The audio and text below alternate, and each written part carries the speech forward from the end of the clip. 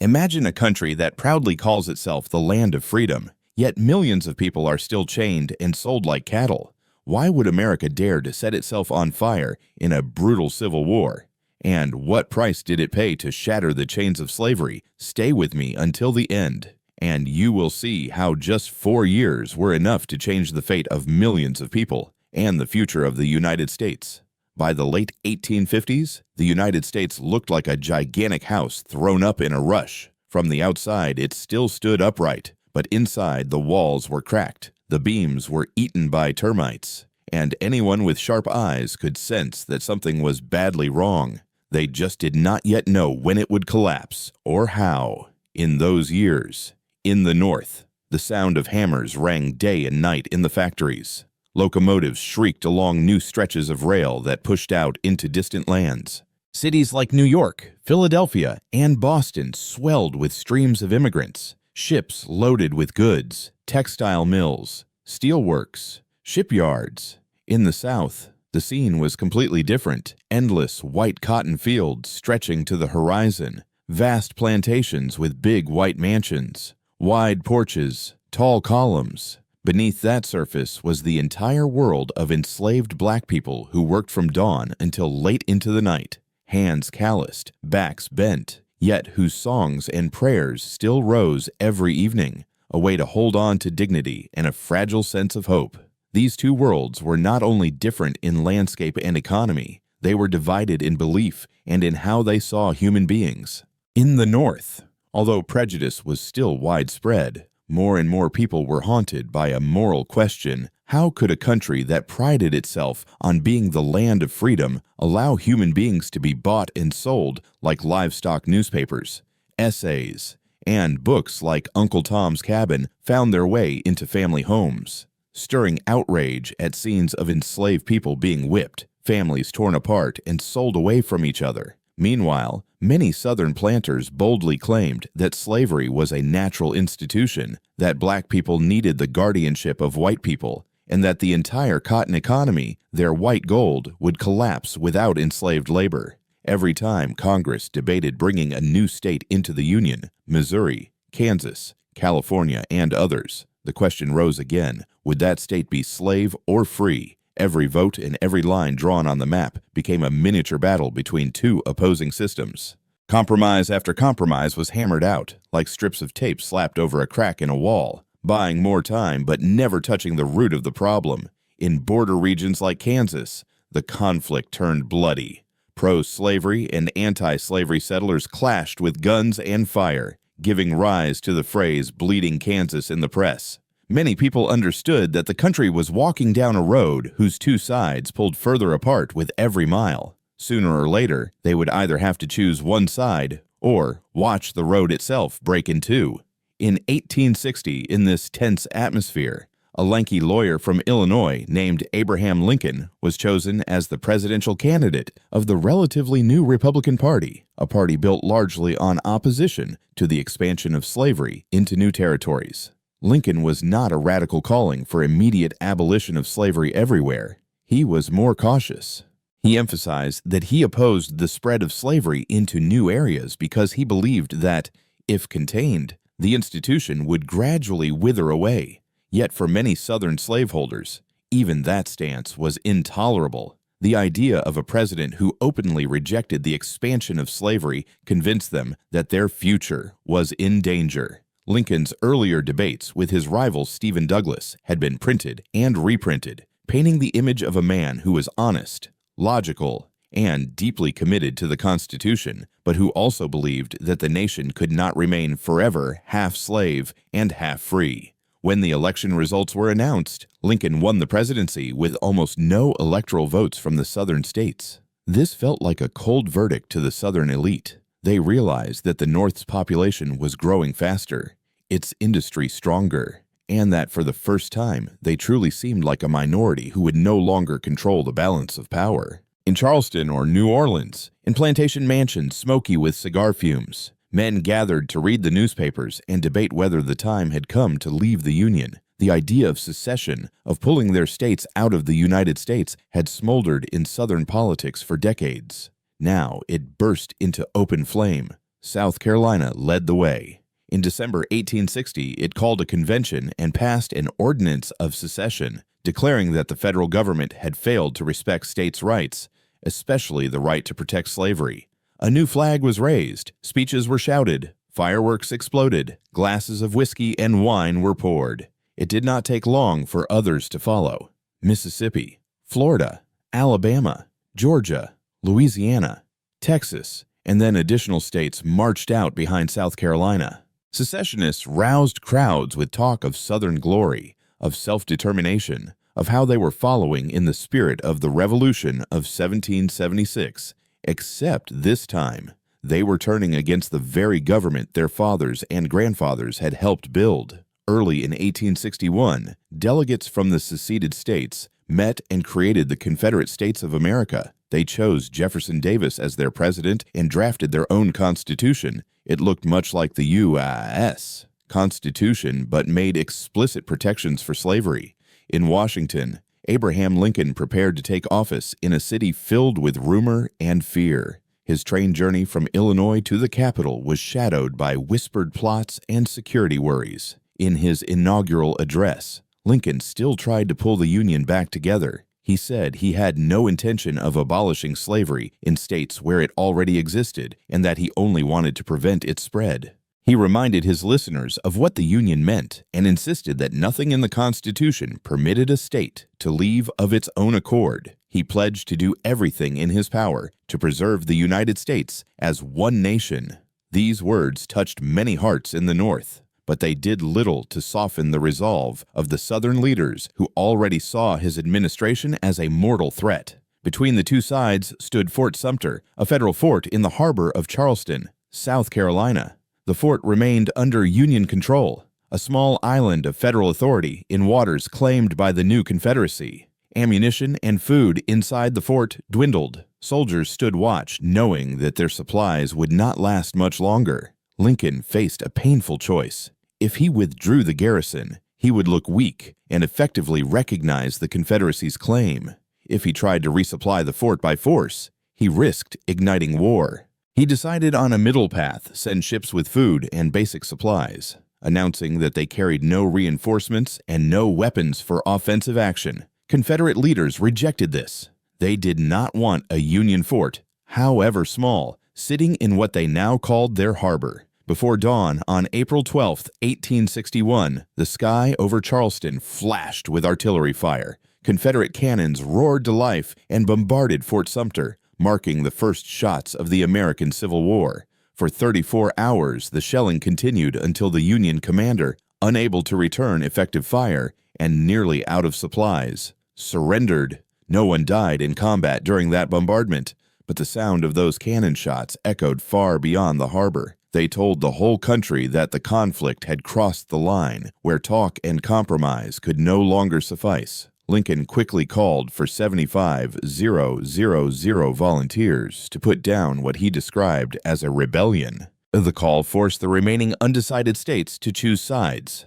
Virginia, North Carolina, Tennessee, and Arkansas eventually seceded as well, and the battle lines widened across a continent. Farmers from Pennsylvania, blacksmiths from Ohio, newly arrived immigrants in New York, young men from Iowa and Wisconsin, many of them had never been farther than a few miles from their home counties, now donned blue uniforms, learned to march in neat ranks on training fields, feeling both excitement and fear. In the South, boys left plantations, shops, and schools to pull on gray or brown uniforms and shouldered muskets. They believed they were defending their homeland and their Southern way of life. Mothers tied kerchiefs, hid their tears behind forced smiles, and stood at the roadside waving to sons they might never see again. On both sides, men told themselves the war would be short. A few big battles, they thought, and the other side would lose heart. Almost no one imagined that 4 years later the country would be covered with new cemeteries. The first major battlefield close to Washington, at Bull Run or Manassas, shattered the illusion of a quick, clean war. Members of Congress and wealthy families from the Capitol rode out in carriages to watch the fight from nearby hills, as if it were a spectacle. The reality was chaos and blood. Lines of soldiers advanced to the beat of drums, then were torn apart by artillery fire. Arms, legs, and shreds of uniforms lay scattered in the grass. Men screamed, stumbled, and ran. Lacking experience, the Union forces finally broke and fled in a panic. From that day, both sides understood that they needed to prepare for a long, brutal conflict. The war map soon filled with unfamiliar names: Shiloh, Antietam, Fredericksburg, Chancellorsville, and many more. Each name represented thousands or tens of thousands of dead and wounded. Field hospitals echoing with groans. Hurried letters scratched out to families before the next march or fight. In the North, factories shifted into wartime production, turning out weapons, ammunition, uniforms, and supplies while still trying to produce goods for civilian life. Railroads helped move men and material faster and farther than ever before. In the South, soldiers fought with courage and had gifted commanders like Robert E. Lee, but they increasingly felt the cost. Weapons, shoes, uniforms, and food all grew scarce. Cotton bales sat uselessly in warehouses because Union warships blockaded Confederate ports, strangling trade with Europe. In the midst of the firing and marching, life for enslaved people on Southern plantations also changed.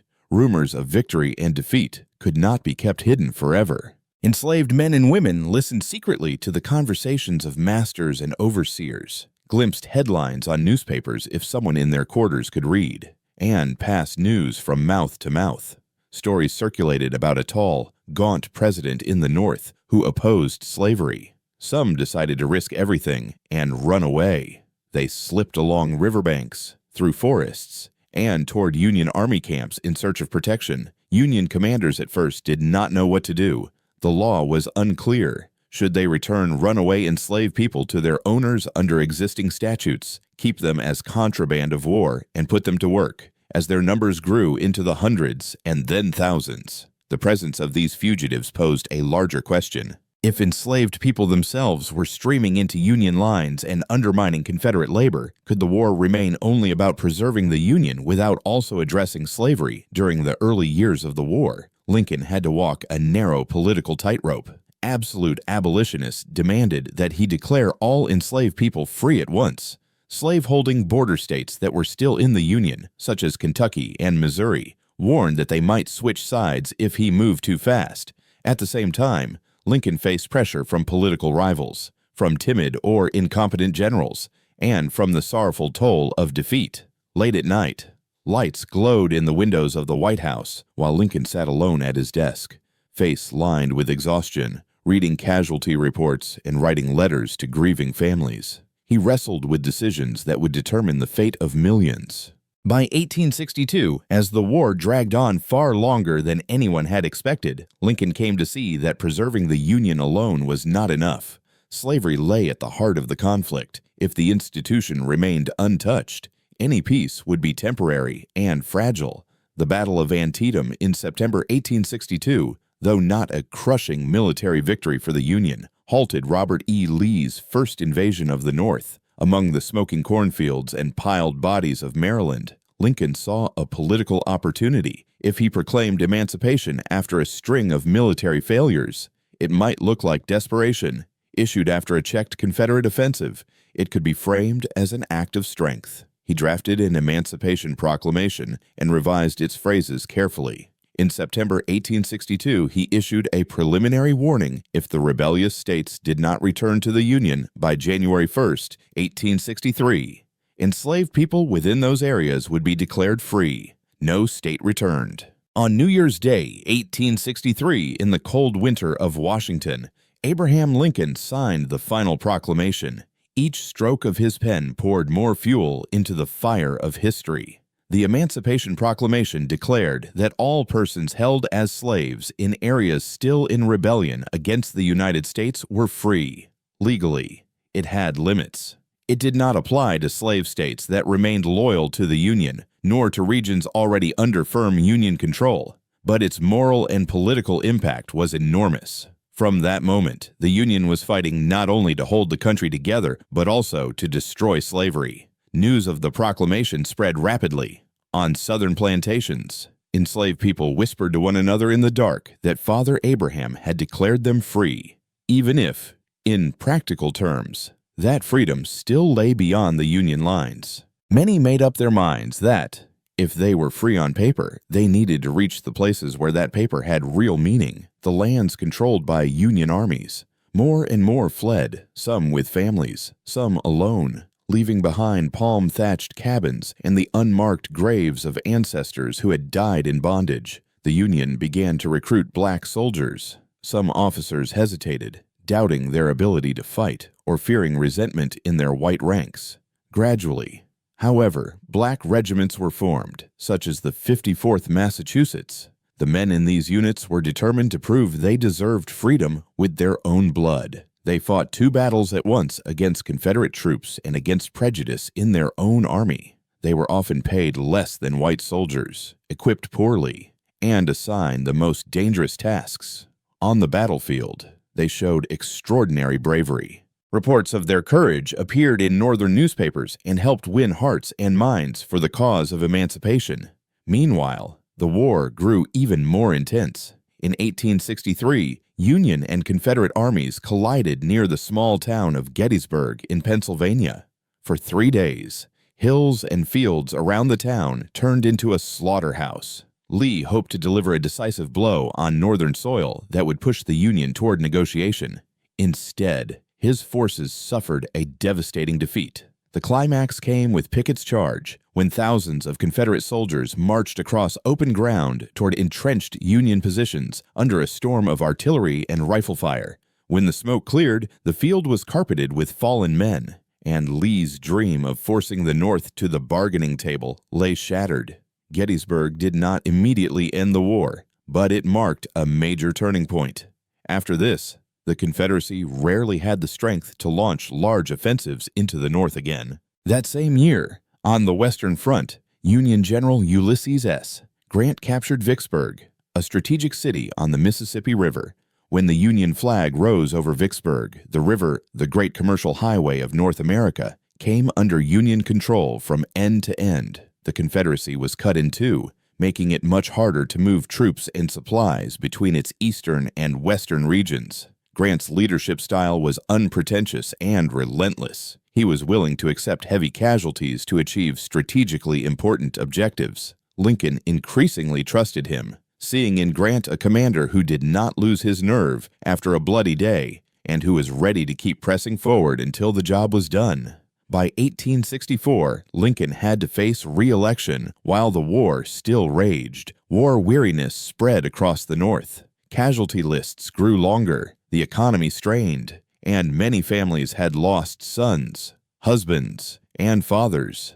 Voices arose demanding negotiation with the South, even if it meant recognizing Confederate independence and leaving slavery in place in some form. Lincoln's main political opponent promised to seek a negotiated peace. If Lincoln lost, the war might end with the Union divided and millions of enslaved people still in bondage. But events on the battlefield changed the political landscape. General William Tecumseh Sherman's campaign in the South, especially the capture of Atlanta, a vital Confederate rail and supply center, gave the North fresh hope. After Atlanta fell, Sherman launched his famous March to the Sea. His army spread out across Georgia and advanced toward the coast, deliberately tearing up railroad tracks, burning warehouses, destroying bridges, and wrecking factories. Anything that fed the Confederate war machine. Sherman wanted Southern civilians to feel the war and to understand that further resistance meant only more suffering. For many white Southerners, those months were a nightmare. They woke to the sound of hooves in the night, saw flames leaping from rooftops, watched storehouses go up in smoke and livestock driven away. Their familiar world seemed to be collapsing. For enslaved people, Sherman's columns looked like a great wind blowing open the doors of a prison. They streamed after the army in long lines, carrying bundles and babies, leaving behind cabins and fields they had known all their lives. They walked in fear and hope, seeing in the blue uniforms a moving gateway to freedom. When Atlanta fell and Sherman's advance continued, celebrations erupted again in northern cities. Newspapers praised Lincoln, and his political standing improved. Ultimately, he was re-elected.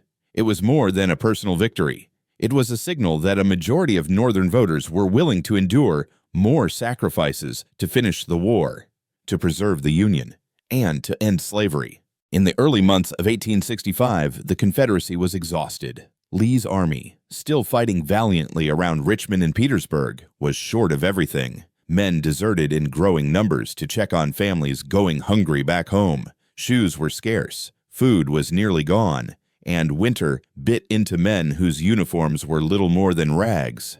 In Richmond, Confederate currency lost value until it was almost worthless. Proud families who had once enjoyed luxury now struggled to buy bread. Confederate leaders debated whether to arm enslaved men and send them into battle, an idea drenched in irony. If enslaved people could carry guns to defend their country, what justification remained for keeping them enslaved? Debate dragged on, but events moved faster than their arguments.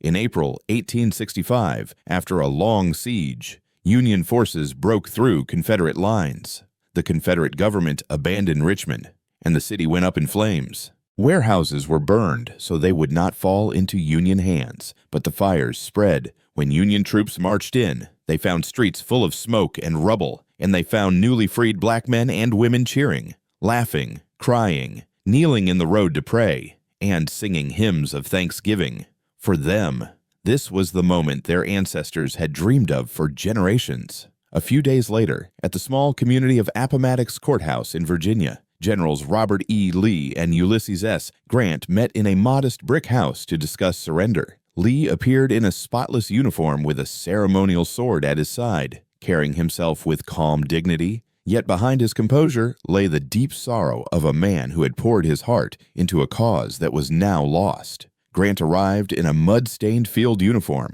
straightforward and without pomp. The terms he offered were generous. Confederate soldiers would be allowed to return home rather than be imprisoned. Officers could keep their sidearms. Men were even permitted to take their horses and mules, so they could plow fields that spring. Grant understood that if the nation was to heal, the defeated could not be humiliated beyond repair. When Lee rode back to his army, many of his men wept openly. Some crowded around him, kissing his hands or his coat, feeling as though the world they had known had come to an end. In the North, bells rang in churches, flags waved from windows, fireworks burst in the night sky, and families embraced. After 4 years of bloodshed, the war was finally ending, yet the joy of victory was quickly shadowed by a new tragedy. On the evening of April 14, 1865, Lincoln went with his wife to see a play at Ford's Theater in Washington. John Wilkes Booth, a famous actor and passionate supporter of the Southern cause, slipped into the presidential box during the performance and shot Lincoln at close range. The laughter and music on stage exploded into chaos. People screamed. Booth leapt from the balcony to the stage, shouted a slogan in support of the South, and fled into the night. Lincoln was carried, unconscious, across the street to a boarding house. Doctors tried to save him, but the wound was mortal. Through the night, he lay in a small bed, surrounded by cabinet members, officers, and friends. At dawn, he died. One observer murmured, "Now he belongs to the ages." Lincoln's assassination shook the nation. In the North, countless people wept openly during the funeral ceremonies. They felt that the man who had led them through their darkest years, who had patiently bound the ideals of freedom to the hard realities of politics, and who had signed the document that freed millions, would not live to see the peace he had struggled for. His body was placed in a black coffin, draped in flags and carried by train along a twisting route back to Illinois. In city after city, crowds lined the tracks, waiting hours for the chance to pass by the coffin and say goodbye. Many saw it as their last opportunity to thank him. With the guns finally silent, a new and difficult chapter began. The country had to decide what to do with a devastated South, with millions of formerly enslaved people who had no land or property, and with veterans on both sides bearing visible and invisible wounds. In December 1865, the 13th Amendment to the Constitution was ratified, officially abolishing slavery throughout the United States. In a few concise lines of legal text, the generation of the Civil War accomplished something that countless voices had demanded for decades. Law alone, however, could not instantly remake society. Newly freed black men and women now walked into a world that was both open and full of traps. Many stayed on the plantations where they had been enslaved, now as sharecroppers who paid rent with a portion of their harvest. Their legal status had improved, but their economic situation often remained precarious. Others drifted to towns and cities, forming their own churches and schools, building communities where they could exercise more control over their own lives. Parents sent their children to improvised classrooms in cabins and church basements, where teachers from the North and educated black men and women taught them their first letters. For generations, it had been illegal to teach enslaved people to read. Now, in dim, crowded rooms, the alphabet itself became a symbol of freedom.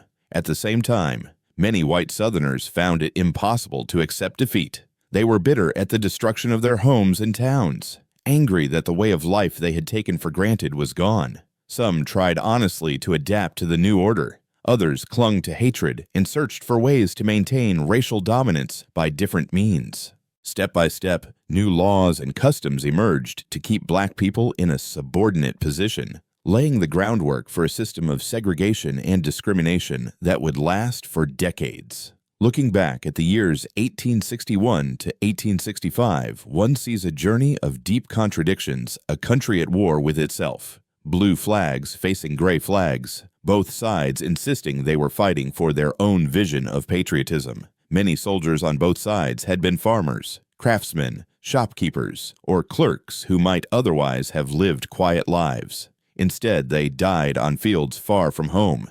Enslaved people, rarely the center of political speeches, nonetheless helped to push history forward through thousands of small acts: running away, refusing to work, enlisting in the Union Army. The Civil War proved that a nation could not endure indefinitely while tolerating such a fundamental moral contradiction, proclaiming that all men are created equal while keeping millions in chains. The price for resolving that contradiction was staggering: more than 500,000 dead, countless towns and cities scarred, and memories of loss seared into the national consciousness. Out of the ashes, a new order emerged in which slavery, once treated as a permanent institution, was pushed into the past. The marble statue of Abraham Lincoln that now sits in Washington, with its tall chair, solemn face, and furrowed brow, symbolizes this turbulent era. Lincoln was not perfect. He hesitated at times and made mistakes. Yet he dared to steer the nation through the storm and to bind his political fate to the cause of emancipation. The people who had once been owned as property did not, by law alone, gain immediate safety or equality. Their journey would be long and hard, but they had something their ancestors had never known: the legal right to hope, to demand, to insist that they too were part of the American story. In this way, the brief span from 1861 to 1865, only 4 years in a long national history, became a hinge on which the entire narrative of the United States turned. From a fragile union wobbling between slavery and freedom, the country began a painful but irreversible path toward a society where liberty could no longer be reserved for one race or class, but had to be claimed as a promise for all, even if it would take many more decades to make that promise real in the lives of every person who called America home.